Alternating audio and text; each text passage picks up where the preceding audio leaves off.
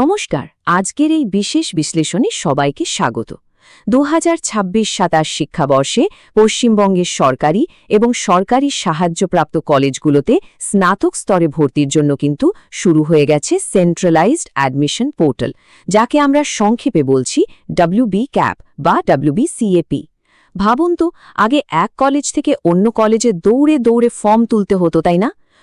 সেই দুশ্চিন্তার দিন এবার চিরতরের জন্য শেষ।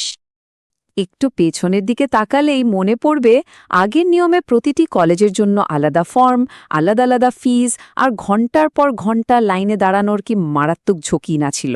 কিন্তু এই নতুন ব্যবস্থায় বলতে পারেন এটা একটা গেম চেঞ্জার।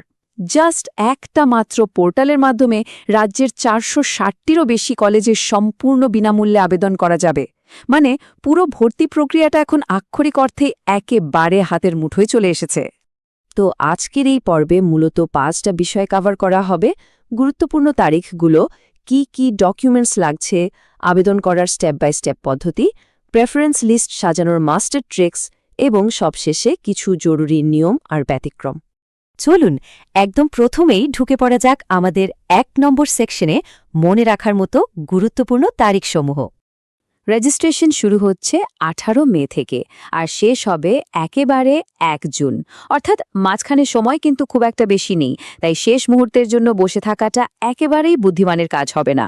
এরপর 9 জুন প্রকাশিত হবে প্রথম মেরিট লিস্ট বা মেধা তালিকা, আর নতুন ক্লাস শুরু হয়ে যাচ্ছে 6 জুলাই, একদম প্যাক শিডিউল। প্রথম দফার বা ফেজ 1-এর অফিসিয়াল শিডিউলটা যদি দেখা যায়, তাহলে পরিষ্কার বোঝা যাচ্ছে যে 9 জুন থেকে 15 জুনের মধ্যে ওই অ্যালটেড সিট অনুযায়ী ভর্তি প্রক্রিয়া সম্পন্ন করতে হবে। এই নির্দিষ্ট উইন্ডোটা কোনোভাবেই মিস করা চলবে না, কিন্তু একদম ক্যালেন্ডারে দাগিয়ে রাখুন। এবার চলে আসছি দ্বিতীয় অংশে, আবেদনের জন্য ঠিক কি কি ডকুমেন্টস আগে থেকেই গুছিয়ে রাখতে হবে। ফর্ম ফিল আপ করতে বসার আগে মাধ্যমিক ও উচ্চ মাধ্যমিকের মার্কশিট, বয়সের প্রমাণপত্র, কাস্ট সার্টিফিকেট, পাসপোর্ট সাইজের একটা পরিষ্কার ছবি, সিগনেচার, ব্যাংক পাসবই আর আইডি প্রুফ তো হাতের কাছে রাখতেই হবে। কিন্তু এখানে একটা কথা খুব জোর দিয়ে বলতে চাই, একটি বৈধ মোবাইল নাম্বার আর ইমেল আইডি, এগুলো ছাড়া কিন্তু এক পাও এগোনো যাবে না। পুরো ভর্তি প্রক্রিয়া শেষ না হওয়া পর্যন্ত এগুলো একদম অ্যাক্টিভ রাখা বাধ্যতামূলক। আর এখানে অনেকেই একটা ছোট্ট কিন্তু মারাত্মক ভুল করে বসে, ফাইলের সাইজ। পিডিএফ হোক বা জেপিজি ছবি, প্রতিটি স্ক্যান করা ডকুমেন্ট অবশ্যই 2 মেগাবাইটের নিচে রাখতে হবে। এর থেকে বড় সাইজের ফাইল আপলোড করতে গেলেই সিস্টেম সরাসরি অ্যাপ্লিকেশন এরর দেখাবে আর পুরো খাটনিটাই মাটি হবে। ঠিক আছে, ডকুমেন্টস তো রেডি। এবার আমরা তৃতীয় অংশে দেখব আবেদন পদ্ধতি, একেবারে ধাপে ধাপে। আবেদনের মূলত 4টি প্রধান ধাপ রয়েছে। প্রথমে wbjcup.in ওয়েবসাইটে গিয়ে রেজিস্ট্রেশন করা, তারপর নিজের একটা প্রোফাইল তৈরি করা, এরপর মাধ্যমিক ও উচ্চ মাধ্যমিকের নাম্বার আপলোড এবং সবশেষে কলেজে প্রেফারেন্স লিস্ট সাজানো। এখানে একটা বিষয় খুব ক্লিয়ার করে রাখি, নম্বর বসানোর সময় চরম সতর্কতা অবলম্বন করতে হবে। সামান্য একটু টাইপিং মিস্টেক হলেও সিস্টেম কিন্তু স্বয়ংক্রিয়ভাবে আবেদন বাতিল করে দিতে পারে, তাই ডাবল চেক মাস্ট। অফিসিয়াল পোর্টালে যখন ওটিপি জেনারেট করা হবে, তারপর অ্যাকাউন্ট সুরক্ষিত রাখতে একটা অত্যন্ত শক্তিশালী পাসওয়ার্ড তৈরি করে নিতে হবে। আর হ্যাঁ, এই পাসওয়ার্ড কিন্তু কোনোভাবেই অন্য কারো সাথে শেয়ার করা যাবে না। এবার আসি সবচেয়ে ইম্পর্ট্যান্ট পার্টে, আমাদের চতুর্থ অংশ, প্রেফারেন্স লিস্ট বা পছন্দের তালিকা তৈরি করার মোক্ষম কৌশল। পোর্টালে সর্বোচ্চ 25টি কোর্স বা কলেজের অপশন দেয়া আছে, কিন্তু প্রশ্ন হলো, এই 25টি নাম কি যেমন খুশি তেমনভাবে, মানে র্যান্ডমলি সাজিয়ে দিলেই হলো? একদমই না।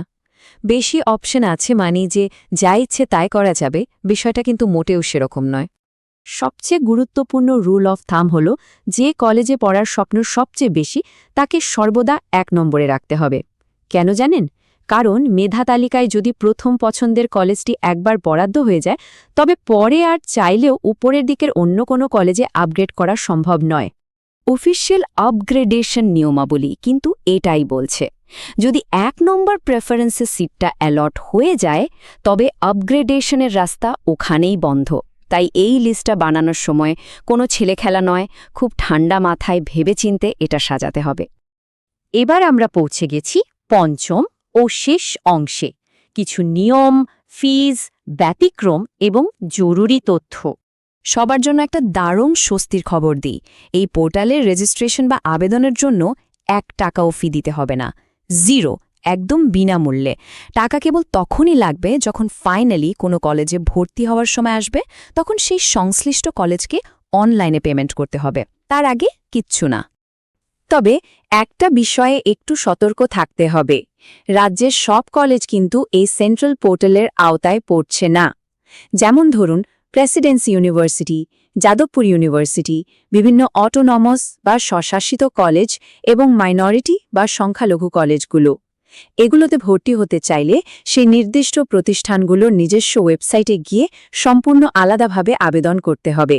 এটা যেন গুলিয়ে না যায়। ফর্ম ফিল করতে গিয়ে বা 1 জুনের ডেডলাইনের আগে যদি কোনো টেকনিক্যাল গ্লিচ বা সমস্যার সম্মুখীন হতে হয়, ঘাবড়ানোর কিচ্ছু নেই। অফিসিয়াল হেল্পলাইন নাম্বার 1800102801 এবং হোয়াটসঅ্যাপ নাম্বার 8967099096 টুকে রাখা যেতে পারে। যে কোনো দরকারে ওনারা সবসময় সাহায্য করতে প্রস্তুত। তাহলে সব তথ্য এখন একেবারেই হাতের মুঠোয়। এবার ভাবুন তো, একটা নিখুঁত প্রেফারেন্স লিস্ট কি সত্যিই একটা সুরক্ষিত ভবিষ্যতের চাবিকাঠি হতে পারে না? একদম পারে। তাই ফাইনাল সাবমিট বাটনে ক্লিক করার আগে অবশ্যই সব তথ্য অন্তত 2 বার মিলিয়ে নেওয়া উচিত। আগামী দিনে এরকম আরও অনেক তথ্যবহুল বিশ্লেষণ নিয়ে আমরা হাজির হব। ততক্ষণ পর্যন্ত সাবধানে থাকুন এবং নতুন কিছু শিখতে থাকুন।